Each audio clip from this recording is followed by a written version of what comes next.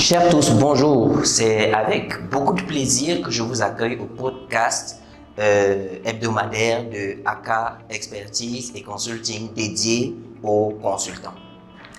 Dans le cadre de son programme d'accompagnement spécifique aux consultants, AK Expertise s'est lancé dans une démarche de communication devant permettre d'aborder hebdomadairement quelques thématiques importantes pour exercer le métier de consultant. Et aujourd'hui, j'ai l'immense privilège de vous entretenir sur la toute première thématique de ce podcast qui s'intitule l'élaboration d'une offre technique et d'une offre financière.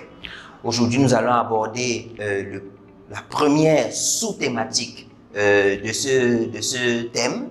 Et durant les prochaines semaines à venir, nous allons aborder l'ensemble des sous-thématiques qui constituent ce thème. Le fait est que le thème est un thème tellement riche que un seul échange ne pouvait pas permettre de vous donner tout ce qu'il y a à savoir sur les différentes composantes de cette thématique. Je suis William Kenyekuate, consultant formateur, expert en management, gouvernance et action publique. Et ce n'est pas la première fois que nous nous parlons. Vous savez que j'ai exercé comme secrétaire permanent d'une commission interne de passation des marchés, celle du port autonome de Kribi pendant 3 ans. Et je suis consultant international cumulant plus de 10 ans d'expérience dans le domaine, dans plusieurs pays, en Afrique et même ailleurs. Alors aujourd'hui, je souhaite vous entretenir sur le premier sous-thème du grand questionnement sur comment monter une offre technique et une offre financière. En réalité, plusieurs primo-débutants qui se lancent dans le domaine du consulting se heurtent à cette problématique. Par où commencer? Qu'est-ce que je fais? Et tous les professionnels vous diront qu'il faut nécessairement gagner un premier contrat de consulting. Pour gagner un premier contrat de consulting, il faut pouvoir faire des propositions, notamment une offre découpée en règle générale en 2 ou 3 parties, une offre administrative, une offre technique et une offre financière. Et donc, il est important de savoir comment préparer ces différentes soumissions pour vendre ses compétences et son expertise et les aligner notamment aux besoins des différents maîtres d'ouvrage et des différents acteurs qui sollicitent l'expertise des consultants en général. Aujourd'hui donc, nous traitons du premier sous-thème qui s'intitule « Comment comprendre les instructions des maîtres d'ouvrage dans les dossiers d'appel d'offres ». En réalité, ce sous-thème, pour mieux l'aborder, il faut le structurer en 4 parties. La première partie concerne comment choisir son appel d'offres. Comment choisir l'appel d'offres pour lequel j'ai le plus de chances de remporter le jeu de la concurrence. Le deuxième élément, c'est acquérir et exploiter le dossier d'appel d'offres. Le troisième élément, c'est rédiger sa propre compréhension de la mission. Et le quatrième élément, c'est rédiger quelques suggestions à l'attention du maître d'ouvrage concernant les thèmes de référence qu'il nous a proposés. Et donc, dans un premier temps, comment choisir son offre, l'offre à laquelle je suis le plus à même de répondre aux attentes du maître d'ouvrage? Eh bien, la réponse est très simple. Il faut choisir l'offre pour laquelle vos compétences sont fortement alignées aux besoins du maître d'ouvrage, besoins exprimés notamment en consistance des prestations objets de l'appel d'offres et livrables attendus à l'issue du travail du consultant. Effectivement, l'astuce ici consiste, entre autres astuces, à identifier pour chaque objectif spécifique des consistances des prestations, le domaine spécifique d'expertise qui est nécessaire pour répondre à chacun de ces objectifs. Et en faisant ce découpage des différents domaines spécifiques nécessaires, vous verrez que parfois, il est important pour vous-même en tant que consultant de retourner faire des recherches pour mieux comprendre les attentes du maître d'ouvrage dans certains points spécifiques des thèmes de référence qu'il a présentés dans son dossier d'appel d'offres. Et cette partie du jeu de la concurrence fait fortement appel à une des formations que AK Expertise propose, qui est de savoir comment définir son domaine de compétences et d'expertise. Et donc, pour ceux qui ont déjà suivi le processus AK Expertise, il est proposé un échange, une formation, un coaching sur comment définir son domaine de compétences. Et lorsque vous avez une bonne maîtrise, une claire vision des éléments qui composent votre domaine de compétences et d'expertise, vous pouvez un peu plus facilement, en tout cas mieux que ceux qui n'ont pas une claire vision de l'étendue de leur champ de compétences, identifier l'appel d'offres qui pour vous a le plus d'avantages comparatifs. Lorsque nous nous lançons donc dans cette première étape qui est comment choisir son appel d'offres, nous devons répondre à quelques questions. La première est de savoir si nous sommes éligibles à cet appel d'offres. Il faut évidemment savoir si l'appel d'offres est ouvert à un consultant, par exemple, national ou international. Est-ce qu'il est ouvert à un bureau d'études ou à un consultant individuel? Il faut bien lire l'appel d'offres pour savoir si effectivement nous sommes éligibles à déposer un dossier. La deuxième étape est de savoir quels sont les critères d'éligibilité pour déposer son offre. Et dans les critères d'éligibilité, notamment, il faut s'intéresser aux critères éliminatoires. Dans les avis d'appel d'offres, il est toujours bien mentionné les critères éliminatoires pour chaque niveau d'éléments constitutifs de la soumission du candidat potentiel à l'appel d'offres. Il faut s'intéresser à ces questions, les lire avec attention et voir si nous avons la capacité de répondre à chacun des critères d'éligibilité mentionnés dans l'avis d'appel d'offres. Puis après, il faut savoir quels sont les éléments constitutifs de l'offre en question, au plan administratif, au plan technique et au plan financier. Vous pouvez être éligible pour un appel d'offres, réunir tous les critères pour proposer votre offre, mais malheureusement ne pas être en capacité de constituer les éléments, notamment les pièces qui constituent chaque offre. En raison de plusieurs facteurs, l'indisponibilité par exemple d'une de vos pièces administratives ou bien la difficulté à réunir certains éléments constitutifs de l'offre technique, des capacités financières, des cautions pour soumission et d'autres pièces de ce genre. Et donc, il faut toujours être en même de pouvoir bien circonscrire les éléments constitutifs de l'offre avant de se lancer. Et donc, une fois que ces éléments constitutifs sont bien connus, la deuxième question que vous devez vous poser à cette étape est de savoir combien va me coûter la préparation de mon offre.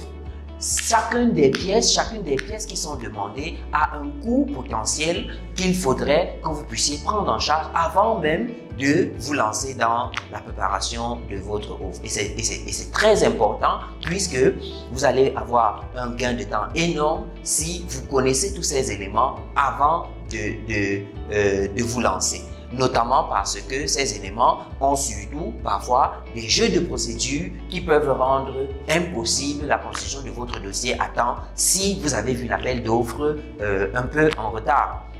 Et une fois que vous avez répondu à la question de savoir combien peut vous coûter votre préparation, votre soumission à cet appel d'offres, vous devez nécessairement vous poser la question très organisationnelle de savoir combien de temps me faut-il pour déposer mon offre objectivement.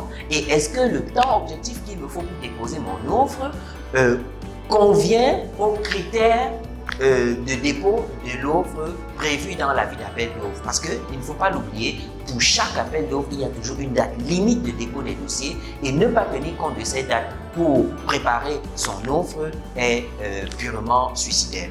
Et donc, lorsque tous ces éléments sont au vert et que vous avez apporté des réponses à chacun de ces éléments, il convient dans un deuxième temps d'acquérir le dossier d'appel d'offres qui a parfois un coût, surtout pour les bureaux d'études, et de l'exploiter convenablement pour répondre préalablement ou par anticipation à certaines questions fondamentales des termes de référence et de la concession des prestations. À ce niveau, il est notamment question de, une fois que l'appel d'offres, le dossier d'appel d'offres est acquis, il a souvent un coût lorsqu'il s'agit notamment des appels d'offres dans le secteur public, dans le secteur au niveau international. Souvent l'appel d'offres est donné sans frais. Mais dans le secteur public, en règle générale, il faut payer, il y a des conditions même pour acquérir l'appel d'offres. Et une fois de toutes les manières que l'appel d'offres est entre vos mains, vous devez le lire minutieusement. De la première page à la toute dernière page et chaque ligne sans exception. Parce que ce qu'il faut retenir, c'est que le dossier d'appel d'offres renferme de manière très diffuse et très disparate plusieurs exigences que le maître d'ouvrage donne aux soumissionnaires pour présenter et préparer une offre qu'il lui sera facile d'analyser et de comparer à différentes offres pour savoir laquelle des offres qu'il a reçues semble être celle qui correspond le mieux aux attentes qu'il a exprimées. Et donc, à ce niveau, au niveau de la deuxième phase donc, de votre analyse pour savoir si vous pouvez vous lancer dans la réponse à un appel d'offres, il est convenable d'analyser de fond en comble le dossier d'appel d'offres et de toutes les manières de prêter une attention particulière aux règles particulières de l'appel d'offres et aux termes de référence. Je ne vais pas revenir sur les règles particulières de l'appel d'offres. En réalité, ce sont en règle générale des préalables administratifs et techniques, mais qui sont souvent faciles juste à comprendre. En définitive, ce sont des informations qu'on communique aux potentiels soumissionnaires auxquels il doit s'habituer dans le montage de son offre. Par contre, au niveau des termes de référence, il est important de bien comprendre ce qui est attendu par l'appel d'offres avant d'aller plus loin. Et dans l'analyse des thèmes de référence, malheureusement, dans ce podcast, nous n'allons pas aborder les différents outils qui sont nécessaires pour bien comprendre et bien disséquer les différents thèmes de référence que nous avons. Mais dans le cadre de la formation que nous proposons sur le montage des offres techniques et financières, vous avez tous ces outils qui vous permettront effectivement de circonscrire par le biais de réponses à différentes questions les enjeux techniques et spécifiques de l'appel d'offres. Quoi qu'il en soit, dans le cas de ce podcast, ce que je peux vous dire, c'est que lorsque vous avez devant vous les thèmes de référence, vous devez vous donner l'obligation de les parcourir et de prêter attention à trois éléments. Le premier élément, ce sont les objectifs généraux et les objectifs spécifiques des thèmes de référence. Que vise le maître d'ouvrage? Que recherche-t-il? Et pour chaque objectif spécifique, notamment, chaque objectif spécifique est lié à un skill, à une compétence particulière qui devra être mise en jeu pour répondre aux attentes du maître d'ouvrage. C'est donc important de les lire point par point et d'essayer de faire des recherches, que ce soit dans notre expérience, que ce soit dans notre compétence, que ce soit au niveau des documents, de la documentation dont nous disposons ou dont nous pourrions éventuellement disposer, d'accord, que nous fassions des recherches pour savoir quel est le niveau de difficulté technique lié à chaque objectif spécifique de l'appel d'offres. Une fois que nous avons compris ces éléments pour chacun des objectifs spécifiques, il faut qu'on s'intéresse au livrable. Comment est-ce que le maître d'ouvrage voudrait qu'on lui rende notre travail? Et donc, les livrables peuvent être de plusieurs formes. Souvent, c'est des rapports d'étape, des rapports de démarrage, des rapports finaux, mais ça peut aussi être d'autres types de livrables, notamment des résultats plus spécifiques, comme par exemple le renforcement des capacités d'un personnel ou bien l'accompagnement d'un partenaire du maître d'ouvrage dans des secteurs spécifiques à son activité et mentionné dans l'appel d'offres. Vous voyez, à ce niveau, il est vraiment important de maîtriser toutes les astuces qui sont disponibles dans le domaine du métier du conseil pour disséquer les différents thèmes de référence et apporter une réponse, enfin, s'assurer qu'on a la capacité d'apporter une réponse spécifique à chaque objectif de l'appel d'offres. Dans un troisième volet, après avoir répondu à ces différentes questions, il faudra s'intéresser donc à l'élaboration de sa propre compréhension de la mission. C'est une phase capitale parce qu'elle permet au maître d'ouvrage de comprendre que vous l'avez compris. Comment élaborer la compréhension de la mission? En règle générale, il faut y aller à l'expérience. En effet, lorsque vous avez commencé à analyser le dossier d'appel d'offres et à circonscrire les difficultés techniques, vous devez engager la réflexion de savoir comment est-ce que je vais répondre à ces éléments et comment est-ce qu'ils se présentent au niveau du maître d'ouvrage. En réalité, la compréhension des thèmes de référence vous demande de dire au maître d'ouvrage quels sont les obstacles qu'il rencontre et qui ont justifié le fait qu'il ait recours à un consultant et donc éventuellement à vous si vous êtes adjudicataire de l'appel d'offres. Et donc, à ce niveau, il s'agit de se mettre à la place du maître d'ouvrage et d'être dans ses chaussures pour comprendre comment chacune des difficultés qu'il a exprimées dans les thèmes de référence se présente d'abord historiquement dans son environnement contextuel, économique, environnemental, politique, juridique et autres, et technique et technologique, et comprendre également quelles sont les dynamiques nationales, internationales, mondiales qui tournent autour de la résolution des difficultés qu'ils rencontrent. Et une fois que vous avez présenté tous ces éléments, normalement en 1 ou 2 pages, dépendant de la complexité de l'appel d'offres et de la technicité nécessaire, vous devriez pouvoir convaincre le maître d'ouvrage, ou en tout cas ceux qui vont analyser l'appel d'offres, sur votre capacité à vous projeter au-delà des difficultés que rencontre le maître d'ouvrage et à répondre à ces problèmes, en tout cas à l'aider à les résoudre si votre métier de conseil est bien appliqué.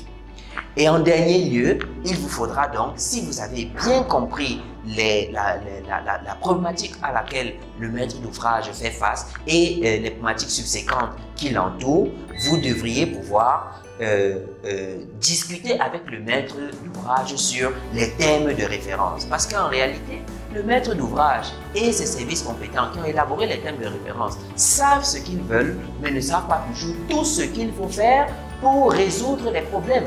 Parfois, ils n'abordent les problèmes que de manière parcellaire dans les thèmes de référence et ne pas comprendre tous les enjeux liés à certains problèmes peuvent faire qu'ils ne comprennent pas votre offre technique par la suite. Et donc, il est important ici de faire ce qu'on appelle quelques suggestions au maître d'ouvrage sur les thèmes de référence et aborder dans ces éléments notamment les questions techniques qui auraient pu éventuellement échapper au maître d'ouvrage lors de l'élaboration des thèmes de référence, notamment au niveau, par exemple, des livrables ou de certains objectifs spécifiques qui sont liés à certains résultats attendus de la mission, et donc mettre l'emphase sur les points d'ombre des thèmes de référence qui seront nécessairement abordés dans le cadre de la réponse technique que vous allez apporter au maître d'ouvrage.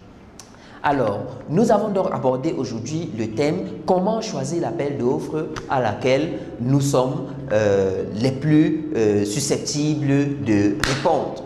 Et nous avons vu qu'il y a 4 éléments. Le premier élément, c'est de pouvoir circonscrire le niveau de difficulté de l'appel d'offres et le comparer à notre expertise technique. Le deuxième élément, c'est de pouvoir comprendre les instructions du maître d'ouvrage en analysant le dossier d'appel d'offres et notamment les règles particulières de l'appel d'offres et ses thèmes de référence. Le troisième élément, c'est de pouvoir proposer au maître d'ouvrage une compréhension de la mission du consultant et formulée avec nos propres mots et qui rencontre en réalité les difficultés rencontrées par le maître d'ouvrage et les solutions éventuellement qui sont disponibles pour les résoudre. Et en troisième lieu, apporter un regard critique sur les thèmes de référence qui ont été proposés par le maître d'ouvrage pour s'assurer qu'ils sont complets, qu'ils sont exhaustifs, que les points abordés par les thèmes de référence sont tels que, au moment où nous allons exercer notre métier, le maître d'ouvrage ne va pas se retrouver avec une solution partielle à son problème. Et donc, effectivement, lorsque tous ces éléments sont réunis, nous pouvons passer à la deuxième étape de votre activité de consultant qui suppose donc de produire les différentes pièces qui sont attendues dans le dossier d'appel d'offres. Mais ça, je vous entretiendrai dessus une autre fois, puisque ça fait l'objet d'un deuxième module et d'autres modules subséquents. Et dans l'intervalle, je vous recommande vivement de vous intéresser aux formations de AK Expertise. Dans ces formations-là, au-delà des podcasts comme ceci, vous aurez des outils techniques sous format Word, Excel, PowerPoint qui vous permettront de comprendre mieux et de réaliser mieux les différentes tâches et astuces et méthodes que nous vous proposons et qui viennent d'une longue expérience de l'exercice du métier du consultant au Cameroun et à l'étranger. Je vous souhaite une très bonne journée. Je vous remercie pour votre aimable attention.